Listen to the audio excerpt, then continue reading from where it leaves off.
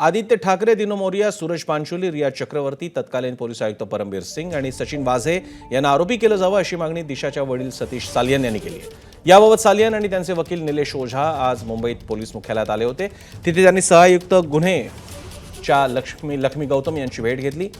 दिशाच्या कथित हत्या प्रकरणात नेमकं कुणाकुणाला आरोपी केलं पाहिजे याबाबत एक पत्र दिशाच्या वडिलांनी गौतम यांना दिलं। नंतर पत्रकारांशी बोलताना ओझा यांनी गंभीर आरोप केले। 7 जून 2021 रोजी एकता कपूरच्या घरी एक पार्टी झाली होती।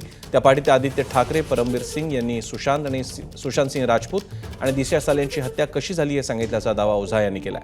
तसंच आदित्य ठाकरे आणि सूरज पांचोली हे ड्रग सिंडिकेटमध्ये सामील असल्याचा आरोप देखील त्यांनी केला।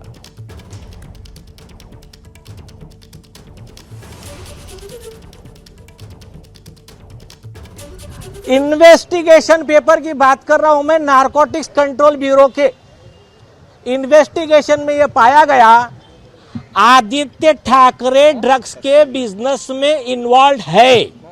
दिनो मोरिया हो चाहे सूरज पांचोली हो चाहे आदित्य ठाकरे हो, और कुछ नाम मैं नहीं ले रहा हूं। थोड़ी देर में मैं कुछ फोटो आपको भेजूंगा, वो आप देख लीजिए। ये एक बहुत बड़ा विषय है। अभी इसका वो जवाब दे कि सरकार जवाब दे कि जब आदित्य ठाकरे का ड्रग्स के बिजनेस में इन्वॉल्वमेंट आया तो समीर वानखेड़े साहब हो या नारकोटिक्स के और अधिकारी हो, उनको आदित्य ठाकरे को अरेस्ट करने से या उस पर कार्रवाई करने से किसने रोका? उसमें क्या डील हुआ था, कितने करोड़ों का डील हुआ था, ये जवाब।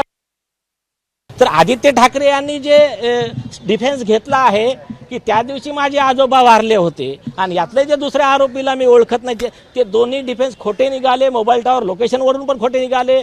त्यांचे आजोबा त्या दिवशी जिवंत होते। तर या सगळ्यावरून खोटा डिफेन्स हाच आरोपीला फाशीची शिक्षा देण्याकरता सबळ पुरावा आहे असं उच्च न्यायालयाचा सुप्रीम कोर्टाचा आदेश आहे। पण आमच्याकडे भरपूर आय विटनेस आहेत।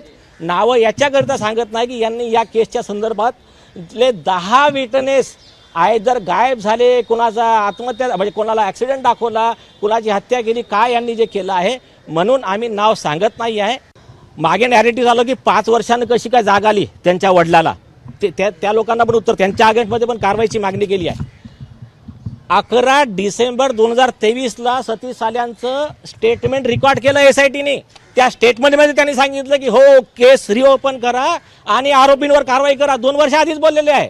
हे नॅरेटिव्ह चालवत आहेत असं आणि मिसगाईड करत आहेत, तर त्यांच्यावर पण कारवाई करण्याची मागणी केली आहे। एबीपी माझा, उघडा डोळे बघा नीट।